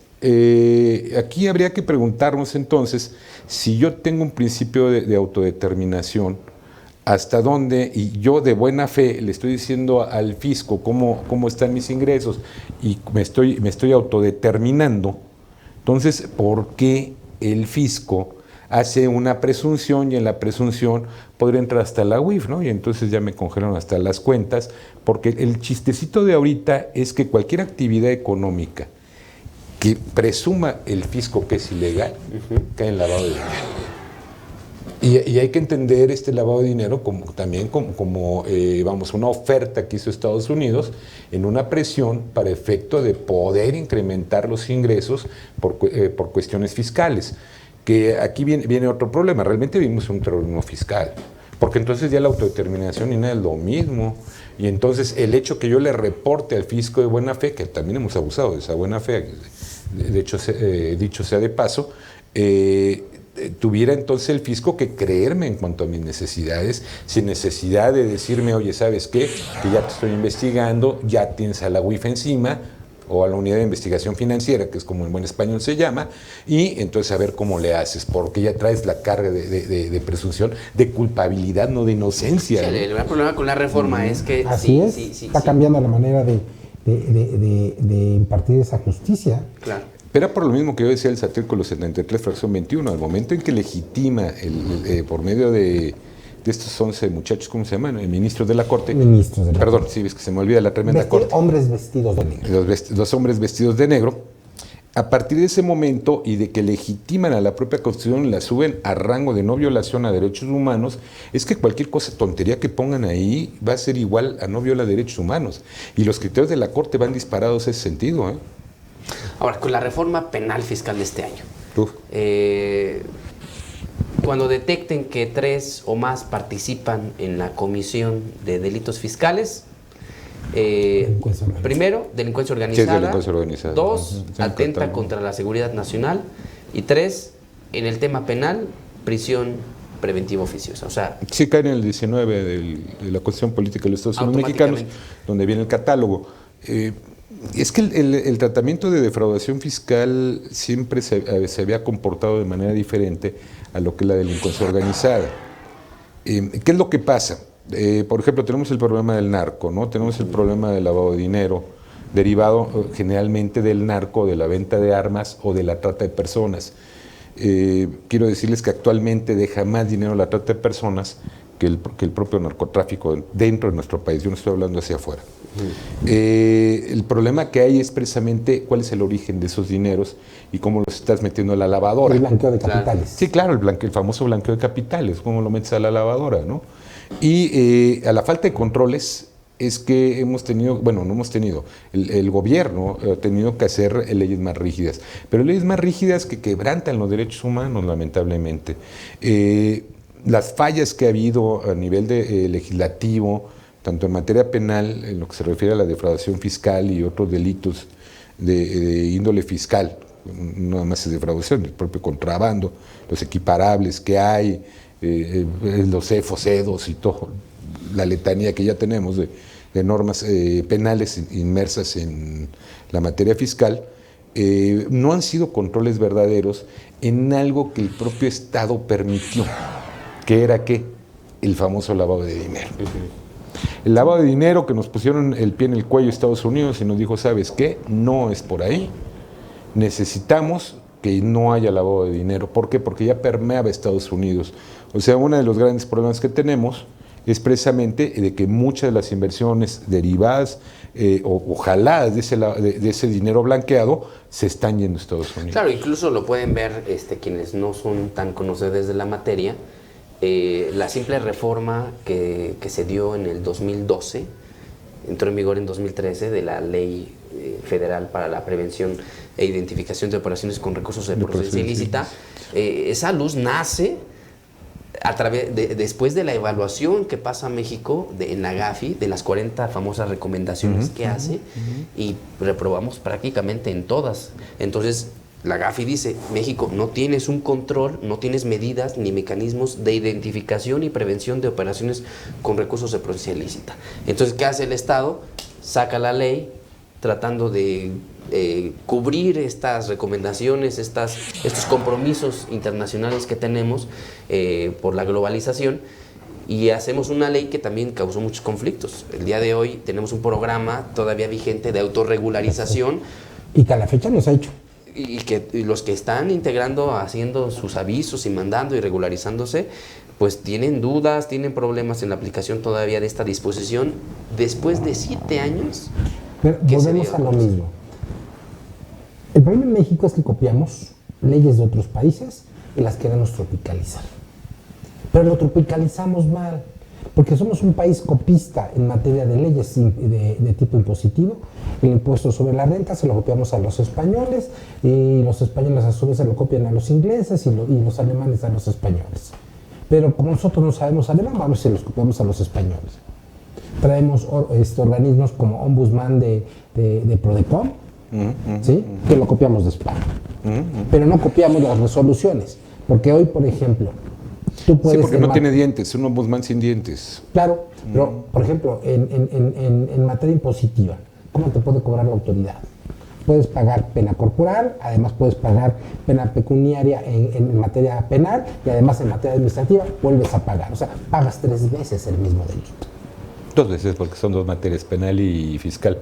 Me recuerdas a mi papá, perdón, que desvío un poco el tema, pero es para relajar la plática. Fíjate, llegaba del colegio, después de que me zumbaba mi miss, se quejaba con mi mamá y me zumbaba mi mamá. Después llegaba mi papá en la noche y me volvía a zumbar 3 veces por el mismo delito. O sea, es el famoso principio non bis in idem, digo, para la gente que no lo conoce. O sea, el principio non bis in idem es que no puede ser castigado 2 veces por el mismo delito o por la misma causa o acto. Aunque la Corte ya dijo que... Pero te voy a platicar. Diferente. Por ejemplo, en materia de servidores públicos, lo dice el artículo 109, 110 de la Constitución, no recuerdo, donde tú puedes ser sancionado por vía administrativa, por vía civil, por vía penal y solo algunos por vía política, lo cual no conculca el principio non bis in idem. Hasta ahí yo entiendo que la materia administrativa es una, la materia penal es otra y corren por cuerdas separadas. Así es. El problema que hay es a partir de 2008, que era lo que comentábamos en Plática de Café hace un par de horas, en donde decíamos, bueno, ¿Dónde está el problema del famoso non bis in idem? El problema del non bis in idem está a partir de 2008, donde anteriormente te decían, bueno, en la materia penal te encarcelo y pagas multa. La multa va en favor del Estado, es decir, en este caso, de quien aplica el derecho, que sería el Poder Judicial, porque es para beneficio de ellos la multa, y te vas con pena privativa de libertad sin que hubiera alguna forma de que pudiera salir antes, ¿no? En donde además habíamos platicado, se persigue por querella, esos son los delitos fiscales, se persiguen por querella, es decir, el SAT en un momento dado o Hacienda pueden otorgar perdón, no obstante de haber presentado la querella hasta el propio procurador fiscal de la Federación. Luego, traes por otro lado la materia administrativa o fiscal, en la cual también tienes una responsabilidad que es meramente económica. Ya sea con actualizaciones, recargos, te ponen tu histórico y ya te lo actualizan hasta que pagas 1,000 millones de pesos por unos 10 centavos que debías. Ok, hasta ahí no hay ningún problema. El problema donde surgió en 2008, cuando la reforma de 2008, cuando había algo que se llamaba reparación del daño, si yo te rompía el dedo, yo te pagaba el dedo, oye, pero que con el dedo yo vivo porque mido el clima con el dedo, ya no me sirve el dedo. Yo no tenía que indemnizarte, yo lo único que hacía es te pago el dedo, tus curaciones y colorín colorado. A partir de 2008, cuando se adiciona el apartado C, que ya lo teníamos en un B, el de derechos de la víctima ofendido, se adiciona en el C, pero además sufre ciertas modificaciones, esto de los derechos de la víctima ofendido, en la cual hay una responsabilidad de carácter objetivo o de carácter civil. ¿Qué quiere decir? Que pago daños y perjuicios, de todo. Entonces ya no es el dedo nada más, y con el dedo yo vivía, pues te tengo que pagar, como si hubiera sido mi trabajador, todo el dedo completo y todo el cuerpo completo.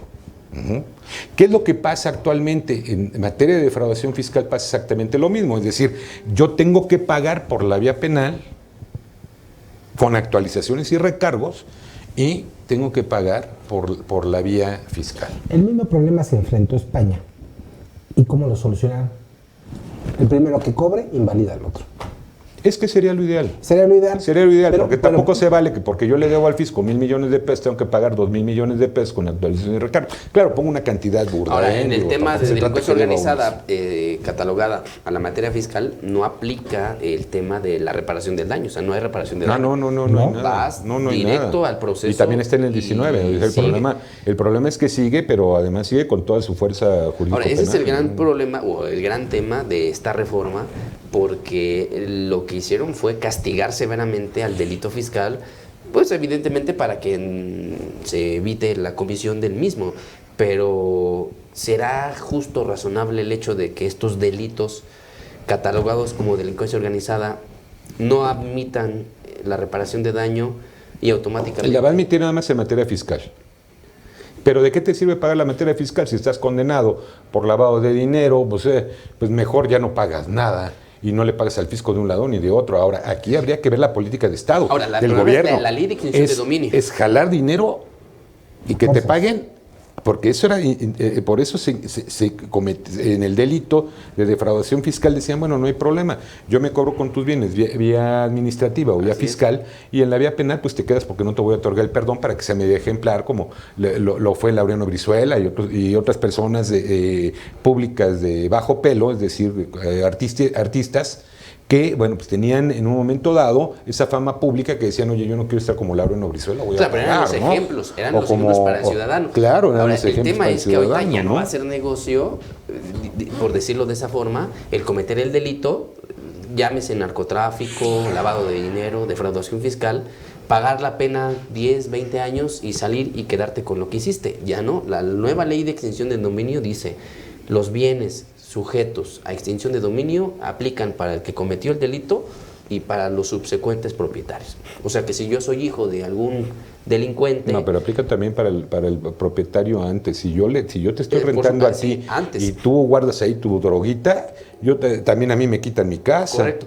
Porque ahí es derecho penal del enemigo. O sea, a lo mejor soy la viejita que no tengo otra cosa que rentar y te rento a ti y tú lo usas como casa de seguridad. Yo ya me amolé porque yo siendo una persona de tercera edad o de cuarta o quinta generación o edad, ya no voy a tener mi dinero, ¿por qué? Ni tampoco la casa. Ahora, pero ahí admite un recurso administrativo, pero mientras ese recurso administrativo ya me lo quitaron. ¿Y sabes qué dice la ley? Pero ¿sabes qué dice la ley de la extinción de dominio? ¿Sabes qué dice? si antes lo vendo o si antes me lo quedo, lo que Así voy a es. hacer es indemnizarte con qué, pues con lo que se me por pegue la supuesto, gana, nada más porque que- tampoco hay Admite recursos. tabulador para Sí, indemnizarte a ti admite como recursos. propietario ¿Estás de del acuerdo? inmueble. Pero viene la Admite otra, recursos. fíjate. Y hay criterio de la Corte al respecto. El gran problema es secretar la buena fe. No me dejarás mentir. Ah, no, sí, Para pero que se una admita viejita. ese recurso, A ver, pero la buena fe, ¿sabes? la buena fe. Pero ¿sabes dónde está el problema? ¿Cómo hiciste para verificar tu señora de la tercera, quinta, cuarta edad? Correcto, Si totalmente de rentaste o no rentaste y a quién le rentaste. Oye, pues si a lo mejor lo hice yo por Siglo XXI, que es una empresa que se dedica a eso, o por cualquier otra que se dedica precisamente a ser como broker, ¿no? Entonces, digo, ahí, ¿yo qué responsabilidad tengo cuando me estoy recargando en una empresa que es perito en la materia y si le rentó a otra persona, ¿por qué voy a perder yo el inmueble? Claro. Y volvemos a lo mismo, y por eso el truquito de la Corte cuando dijo, es que la Constitución no viola derechos humanos. La verdad es que sí viola derechos humanos. Claro, pero además- y los viola simplemente la propia ley de extinción de dominio, perdón, es algo que se llama derecho penal del enemigo, que a algún loco por ahí se le ocurrió, a algún penalista de bajo perfil, se le ocurrió traer de Europa. Que como leyó a un alemán ahí que está medio torcido, cuyo nombre no quiero ni acordarme, y entonces dijo, no, esto va a pegar en México. ¿Cómo? Sí, nada más que el problema que tenemos, y volvemos a lo mismo, Copiamos porque y ni siquiera tropicalizamos. tropicalizamos bien las leyes. Claro, efectivamente. Es un cochinero lo que tenemos de Constitución y un cochinero que tenemos de leyes secundarias. Perdón, A ver, nada me más- interrumpí, perdón. Sí, mira. Creo que se llama Jacobs el sujeto este. En Yo creo que se este, llama Roxín por ahí. Pero bueno, no. en esa ley de extinción de dominio el problema es, sí es cierto, el dueño del inmueble le van a embargar en lo que son peras son manzanas, pero si hoy, ¿cómo se llama? Instituto para devolverle al pueblo lo robado, Robado. antes SAE. O sea, ni la presunción, a ver si es robado o no es robado. Así ¿no? es. Digo, es que Claro. esa es la otra, Desde ¿no? ahí. Desde la denominación, Cervantes se revuelca, ¿no? Claro. El niño este de Por eso empezaba en para lugar de la ubicarnos. mancha, de cual no quiero recordar. Ah, sí, claro. Sí, sí. Así debería de empezar el Código Fiscal, en un lugar de la Ciudad de México, del cual no quiero recordar. Ni siquiera en la Ciudad de México. De en México. un lugar de Latinoamérica de cuyo nombre no quiero acordar. Bueno, ok. Recordar. Como ocurre en este país, va a decir la autoridad, te embargo tu inmueble. ¿Cuánto vale tu inmueble? Es que mi inmueble en valor comercial vale 2 millones. Oye, pero ¿cuánto estás pagando en valor de inmueble en el predio? 500,000 pesos. Pues es lo que te voy a pagar porque en eso lo vendí. Aquí están tus 500,000 pesos. Claro. Sí, puede resultar injusto la indemnización que se les dé. Ya una vez que demuestres exacto, que tú de hasta buena que demuestres. fide cediste el uso del Ahora, déjame inmueble, decirles, sea en por el- mutuo arrendamiento o En el por hecho, usted en pegue el la momento en el que estos bienes entren al proceso de investigación, son susceptibles de extinción. Viene el recurso.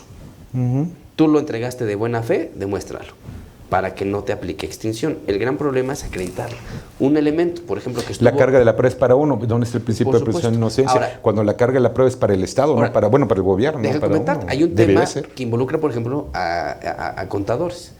Un elemento que acredita presunción es el hecho que esté la persona y el inmueble al corriente en las obligaciones fiscales, en tiempo y en forma.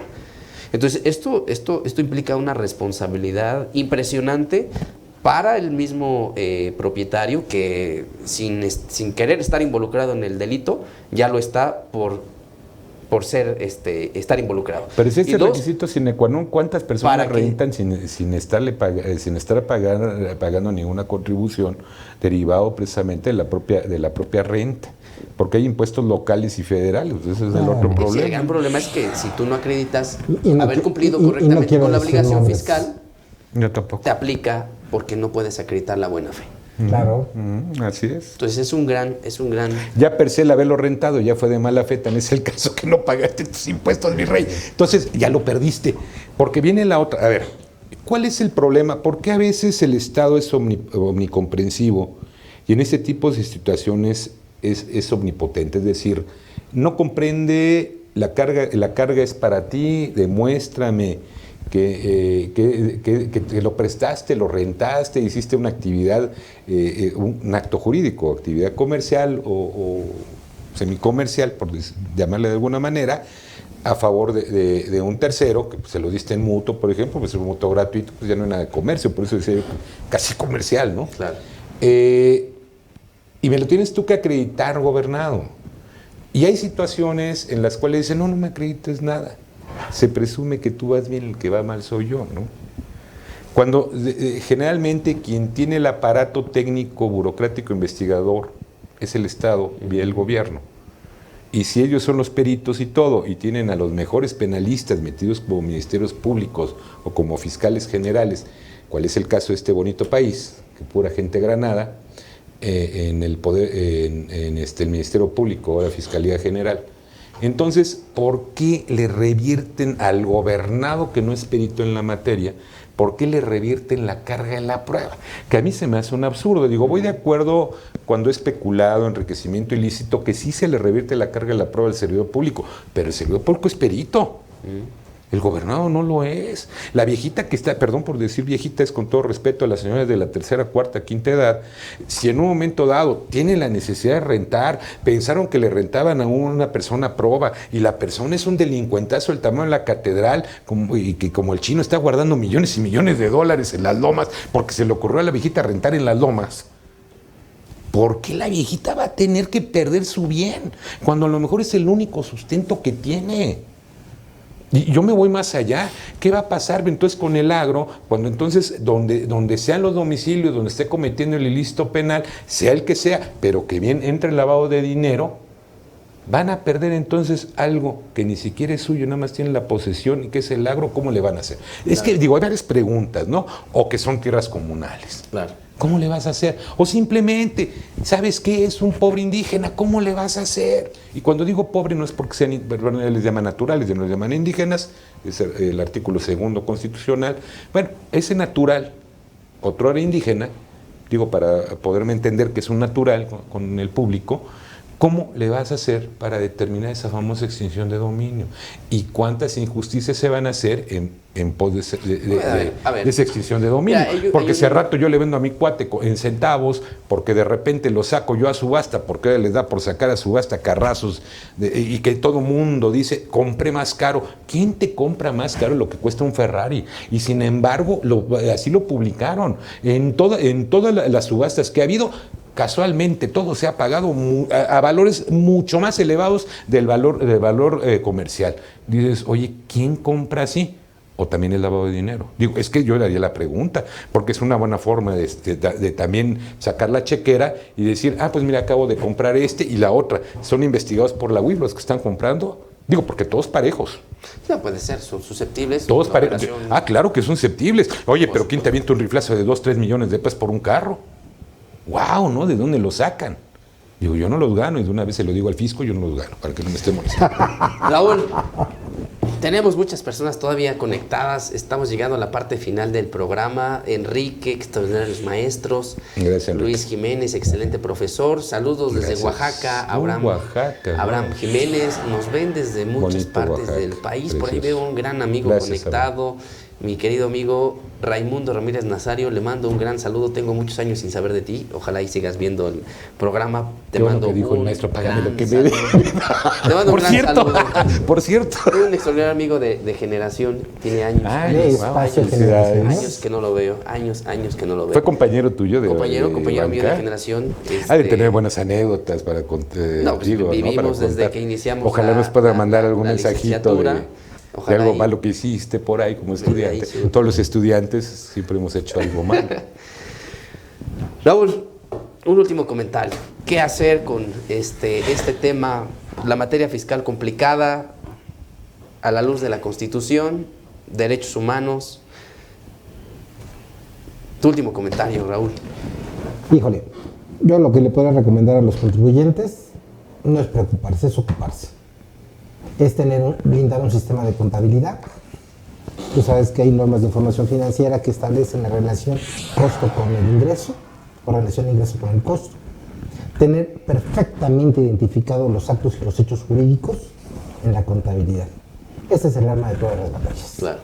¿Sí? Es el arma de todas las batallas fiscales, penales, blindar bien las relaciones de negocio, dejar evidencia suficiente y competente para que si manda a hacer un estudio, a lo mejor un estudio de suelo, de mi inmueble, bueno, ¿para qué lo estoy ocupando? y que realmente se haya hecho, porque va a llegar la autoridad el día de mañana y puede decir, híjole, ¿qué crees que ese estudio, ese servicio es no deducible al amparo de hoy, de las herramientas que me dio la autoridad para decir que no hay relación de negocios? No tenías por qué haber hecho el estudio. Claro. ¿Sí? Tener bien blindada esa contabilidad, ir al corriente, planeación fiscal. Compadre, nada más una contabilidad que no lleven dos, porque luego llevan doble contabilidad. No, claro, no, yo estoy hablando... Sí, de algo fino, algo bien, deontológicamente. Bien, y que además que vayan al corriente de sus operaciones fiscales, de sus obligaciones fiscales, es muy importante. Es muy importante, la planeación no se va a dar en el no pago de impuestos, la planeación se va a dar a lo mejor en no pagarle un peso más de actualización y recargos, pagar en tiempo, en forma, pagando realmente con controles hoy para no caer en un 69B, que estamos al filo de la navaja en caer en la lista negra. Saber con quién acercarse, ¿no? Así en la es. semana, fíjate, le voy a platicar una anécdota. En la semana llega un recomendado de un cliente del despacho porque ha tenido problemas con su contabilidad, no está al corriente, perdió algunas licitaciones por no tener la famosa opinión de cumplimiento positiva. Y en ese momento estábamos en reunión, habla con su contador y pareciera que su anterior contador le estaba haciendo un favor. Es decir, casi dame las gracias por darte tu documentación contable. Creo que hay que saber con quién acercarse. Creo que somos responsables de mucho de lo que ocurre en la vida de los contribuyentes, y en la medida en la que nosotros cumplamos ética y profesionalmente con nuestras actividades, pues dejaremos a salvo el patrimonio del empresario, a salvo la libertad del empresario, de los contribuyentes y de cualquier otra persona. José Antonio, un último comentario para cerrar el programa. Muchas gracias por haber venido. No, gracias. Muchas gracias por la invitación, Miguel. Híjole, pues es que comentarios hay muchos. Yo creo que la falta de ética por parte de algunos abogados, algunos contadores, que hacen planeaciones que más que planeaciones son defraudaciones fiscales. Hay todavía contadores que, incitan por ahorrarse un peso al contribuyente, pues a hacer ciertas triquiñuelas, cuando debe estar consciente el contador que también tiene responsabilidad penal, como lo tenemos los abogados, lo tienen los mismos informáticos en materia contable, porque ahora ya también tiene una carrera en tu facultad, la facultad de ustedes, en donde todos llevamos una responsabilidad. Pero por otra parte también, y no es que yo quiera soslayar a quien defrauda fiscalmente, pero está muy desangelada la economía de nuestro país, ¿no? Es una economía ya muy golpeada. Dicen que no hay recesión, yo siento que sí la hay, tal vez porque yo estoy sufriendo el mismo embate con mis clientes que no me pagan, pero bueno. Por cierto, fulano sultano. No, pero yo creo que en un momento dado, es un engranaje complejo. Esto de la economía del país, de cómo están las contribuciones y cómo se ejerce el gasto público, son engranajes muy complejos en donde todo el mundo ya está aburrido, donde debe haber una política más amistosa por parte del Estado y el gobierno a invitar de manera franca, pero que también se vean los resultados por parte de ese gobierno de dónde está el dinero, porque es el otro problema, ¿no? Los anuncios de buena voluntad, pues creo que ya los hemos vivido durante 20.000 sexenios, en donde realmente no ha habido un cambio de fondo. No hay un cambio de fondo, es decir, dónde está mi dinero y dónde está invertido. Y eso va a hacer también que el contribuyente tenga más ganas realmente de pagar impuestos. Digo, seamos francos, para todos los que nos dedicamos a estas áreas, como es el derecho penal fiscal, como es el derecho fiscal en la parte de ustedes, digo, si algo hemos visto es que lo primero que te dice el contribuyente es cómo le hago para no pagar. Claro. ¿Cómo le hago para no pagar? Porque hay una falta de cultura para el pago, pero también hay una falta de cultura del gasto. Es el otro problema. Entonces tenemos una mujer que, compra sus vestidos Chanel cuando hay necesidad primero de comer, es una necesidad primaria, y de poder vestir dignamente, no con esos lujos, y de poder tener un techo y poder tener comida. Y que no se ha cumplido. O sea, hay como que estamos defraudados todos, ¿no? Y necesitamos ponernos de acuerdo, el contribuyente y el gobierno, para que se ejerza bien ese gasto público y por otra parte nosotros estar convencidos que es necesario ese dinero que entre a las arcas del país vía el erario público federal para efecto de que entonces sí se puede echar a andar algo que pudiera beneficiar a todos, pero tenemos que estar todos convencidos. Claro, moralmente creo que estamos mal, ¿no? Así es. Estamos moralmente mal, ojalá y esto cambie y no es de la noche a la mañana. Pues yo les agradezco que hayan estado el día de hoy. Gracias por la invitación. Amigo, Raúl. Un placer. Créanme que es muy acertado todos sus comentarios, muchos comentarios, los van a ver después, esta cápsula queda Espero grabada que no en tan vivo. malos, ¿verdad? Muy buenos comentarios, muchos seguidores, muchas personas que nos ven en este programa, les agradecemos, gracias a ustedes hace el programa. Quisiera hacer solamente 3 anuncios parroquiales. El primero es que el próximo miércoles, muy seguramente estaré teniendo una cápsula especial para resolver la problemática, bueno, no resolver, sino darles un punto de vista respecto a la aplicación de la retención del 6% de IVA para servicios de subcontratación laboral. Tengo por ahí un análisis que he estado trabajando desde principio de mes, sobre todo por el problema que se ha tenido en la aplicación. Muchos tienen dudas, entonces trataremos de aclararlo bajo nuestra perspectiva, y lo digo de esa forma porque hay muchas opiniones encontradas. Prodecon tuvo ya un criterio, el SAT estamos esperando a que tenga su criterio, no lo ha sacado, lo hemos estado esperando, a pesar de todo el conflicto que ha habido, no lo hemos tenido. Y 4 eventos importantes que tendremos este cierre de mes. El 24 de enero hablaremos de la norma 035, la norma oficial relativa al factor de riesgo psicosocial en las empresas. El 24 de enero, viernes 24 de enero. 28 de enero tenemos nuestro segundo evento magno de reformas fiscales. Ojalá nos puedan acompañar. Tendremos también invitados especiales. El 29 de enero, un taller de nómina en Aspel NOI, quienes manejen este sistema, este programa en el que manejan, administran y determinan la contribución de sus nóminas. Lo estaremos viendo con una especialista en este tema. Y el viernes 31 de enero pues hablaremos de los dividendos y las reducciones de capital, cómo hacerlas a partir de este año. Entonces los invitamos a que se conecten a través de nuestra página. No olviden que todos los lunes a partir de las 4 de la tarde tenemos nuestra transmisión en vivo. El día de hoy iniciamos un poquito después, pero porque la plática, créanme que en la comida estuvo mejor que el programa. No, tampoco. Igual de bueno. Igual que el programa. Igual de bueno. Entonces, nos vemos el próximo lunes. No olviden seguirnos, darle me gusta a la página, dejarnos nuestros comentarios. Les dejo ahí el teléfono en el que pueden ustedes comunicarse, mandarme un WhatsApp para sugerirnos programas, hacer alguna pregunta y demás que quieran hacérnoslo saber. Y les agradezco nuevamente que nos hayan seguido. Un gran programa, les agradezco, José Antonio. Gracias, amigo Miguel Raúl, Ángel, te agradezco. la aceptación a este programa, y están invitados para cuando quieran, cuando gusten. Igual y después un de programa delitos fiscales, político. Puros delitos fiscales, si quieres hablamos. O puro político, porque creo que también estuvo el debate. Sí, estuvo bueno el debate. Pues bueno, nos despedimos. Mi nombre es Miguel Ángel Suárez, director general del Instituto de Formación Ejecutiva y Profesional. Nos vemos el próximo lunes. Muchas gracias y hasta luego.